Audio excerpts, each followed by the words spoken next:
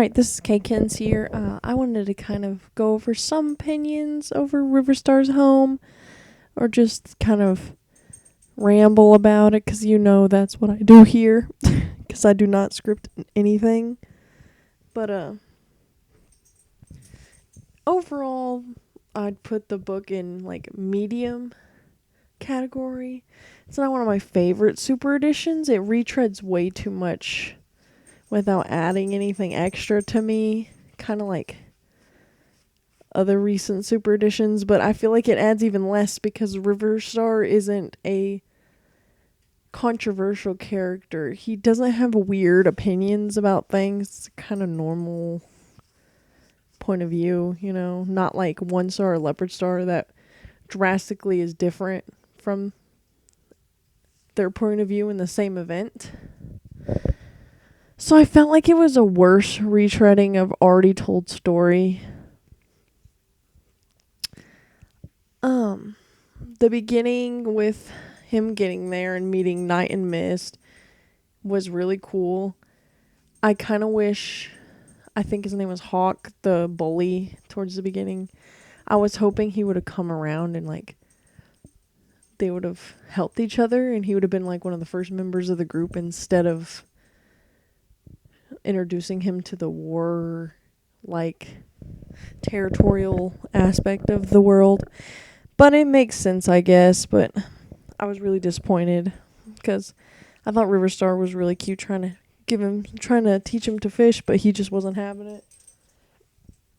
But they didn't want to do that, I guess. Him being introduced to his two first friends is really, really sweet. Both characters, especially Night, are really interesting because honestly, Mist doesn't really do much. Night is probably one of the best characters in the Super Edition. She's extremely interesting and she's a really good friend for River Ripple or Riverstar, because even though she's not really interested in the clan life, and she does everything that she can for him, just mostly for him. She doesn't even... And I think this is one of the cutest, platonic relationships between two friends like this in Warriors we've had in a long time. Because they like to forget those exist sometimes. Especially with no romantic feelings, such as they were, which I really thought they were cool.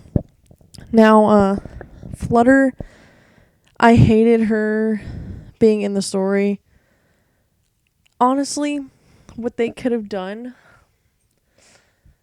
if they were going to introduce Flutter and have Riverstar have a mate at the end of the story, why didn't they just make it Flutter instead of having her be hit by a car?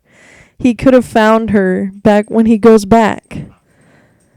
And the whole plot would have been way more interesting if it would have been with Flutter instead of Finch Song, I think was her name. Finch, whatever.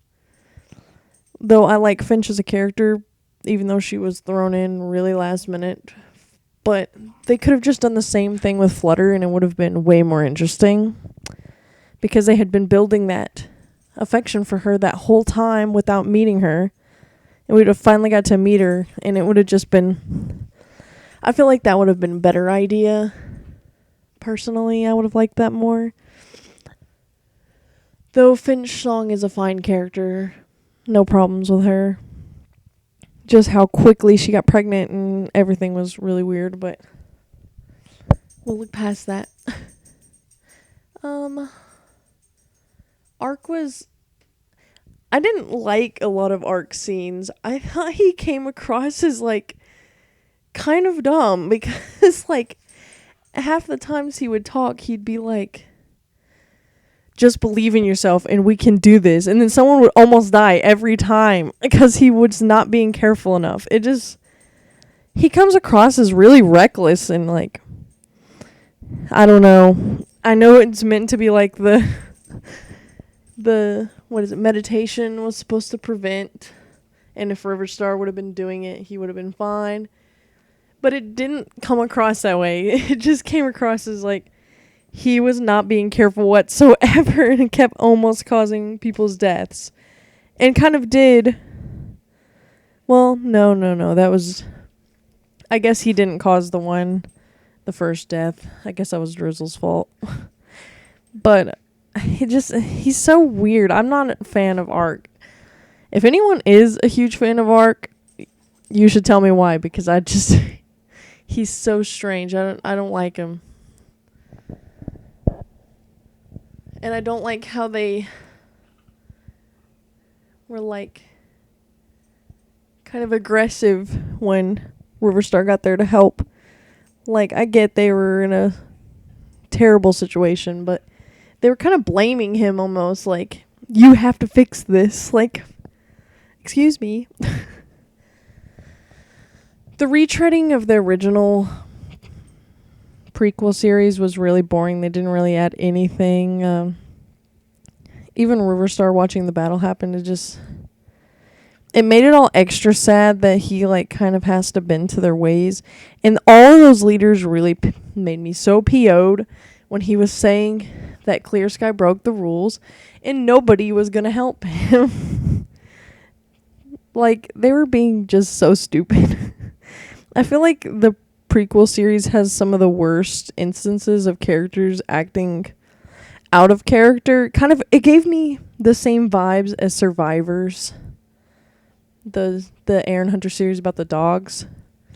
They'll just wildly change out of character and be hateful for no reason just to fit the narrative, and I feel like that's what they were doing right there. And I don't feel like it was necessary to add Clear Sky as a villain again, doing his bullshit, because he's done enough and he's supposed to be like trying to be better, and this just is one of the worst things he just does something worse every time. I guess it's in character for him, but I like Clear Sky as a character because he's an asshole.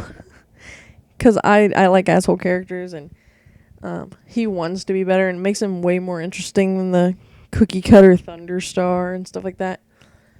But I just hate to see them keep doing it to him over and over, and he still doesn't learn. Like, I could get what happened in Mothflight's vision as kind of like a backtrack and like, dang it, I should have known better. Now I caused this problem.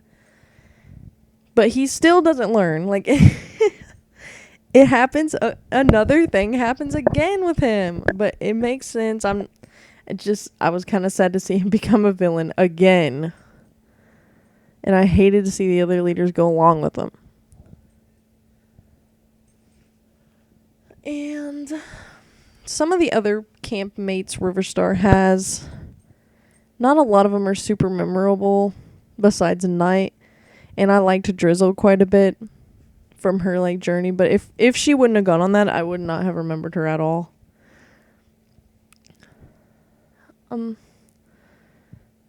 Funny enough, one of the only other ones that really stood out to me a lot was like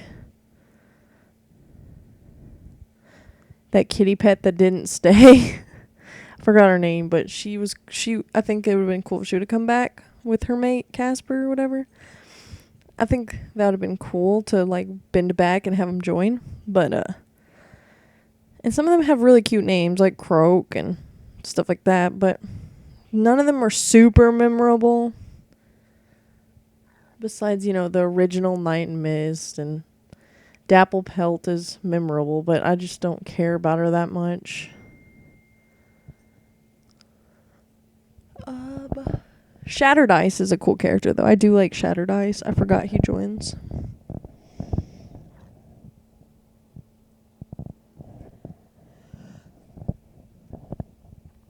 I loved whenever he came to help with Slash. And he used his 9 lives to, like, spook him. That was hilarious. And one of the best written scenes in the entire book, I think. I loved that part. The whole book is worth just that one scene, honestly. Slash is still as boring of a villain as ever, but I do like how nasty they made him this book. He was like, they were saying, like, if you had kids, you would kill them. And he's like, who says I haven't? And tried to throw an old man off a cliff. Like, he's pretty rough, this book, until he gets, killed in like 5 seconds after that. And I thought it was kind of funny that they were trying to kill them with kindness, basically, and then it just all backfires. But I thought it was kind of dumb that Grey Wing gave them crap about their plan when that was basically his plan in the first prequel series, so it doesn't make any sense that he would disagree with their plan. Because that is basically what he did. Like, I don't get it. I'm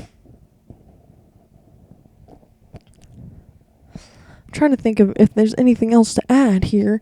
There really wasn't as much like new material as you would think from a Riverstar book, and that's what disappointed me. There's a cute scene on the way back from saving his park mates when he has his new mate and they're on the raft and stuff, and he's all being all cute and flirty with her, and Drizzle's like, ew, please don't do that. I have to sit by y'all the whole ride home. And that was really funny to me too. I liked Drizzle trying to get home and telling him, like, that is my family, I need to go home. And him being like torn because of the kids. It was really interesting. I just think it would have been better if it would have been Flutter, because it would have added way more stress to him in the situation. I just don't understand why they swapped Flutter with Finch. It doesn't make sense to me. They could have built up Flutter, but instead she's just like a background character that doesn't matter at all. I almost forgot to talk about the scene I drew here. So, in one part, they run into a mall, and they end up running up some escalators, and then end up in an elevator, and riding down and up different floors, and they're all panicking, and I thought that was pretty funny, something different. I always have trouble imagining the two-leg stuff sometimes at first, but I did get this one eventually.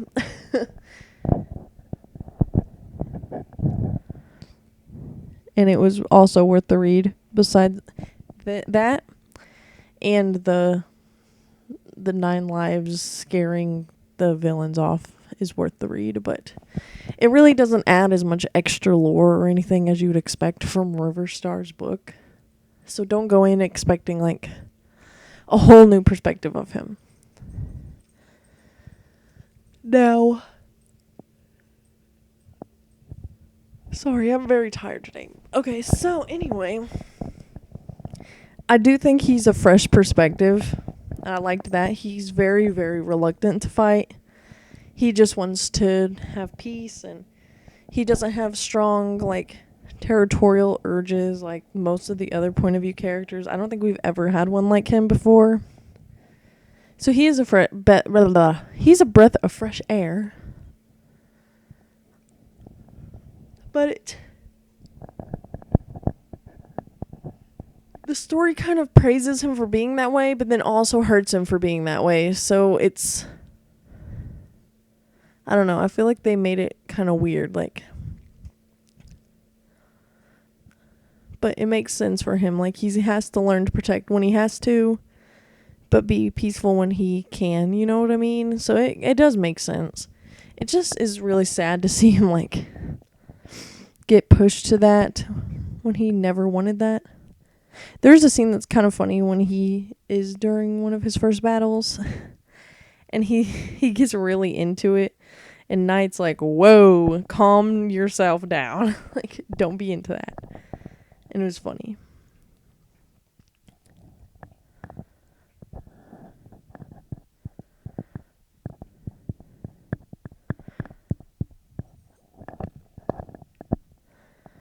Overall, that's all I can really think to say about this book. There's really not much new to it. It's a cute read. He's a new character that's fun. You don't really see any of his group in the prequel arc at all, so it introduces his group because you don't really know any of them. But it doesn't go super into depth on any of them either. So, some of it's worth it, and some of it isn't. So, if you can trudge through the rewrite part, then I think it's worth it. It's not one of the best ones, but I don't think it's terrible. Now, in other information, I don't know if you guys have heard, but a new graphic novel rewrite of the first arc was just announced. And it looks like it's going to be pretty cool. So you guys should go look that up and check it out. It's supposed to come out July next year. I'm excited about it. And the new Ultimate Guide is supposed to release next month, I believe. And unfortunately, it does look like a lot of the pages are just copy-pasted from different other different book covers. Like Tall Star's page is just his book cover from his book that the new Tall Star's Revenge cover, just on the page. So it's not like a bunch of new art. I know there's some, because I did see Sandstorm has a new one. But a lot of the ones that already have book covers, they just reuse those, so that's unfortunate. I know a lot of people were worried about that, but it'll still be cool, I think. We'll get to see some new entries. Other than those two things, I don't think there's anything really to go over, so I hope you enjoyed this video, and sorry for the rambling, but if you got any questions, then just let me know in the comments, and I'll tell you what I think. If I missed something important, I apologize in advance, but I really just ramble and just talk about everything as it comes to my head. So thank you for watching, and bye-bye.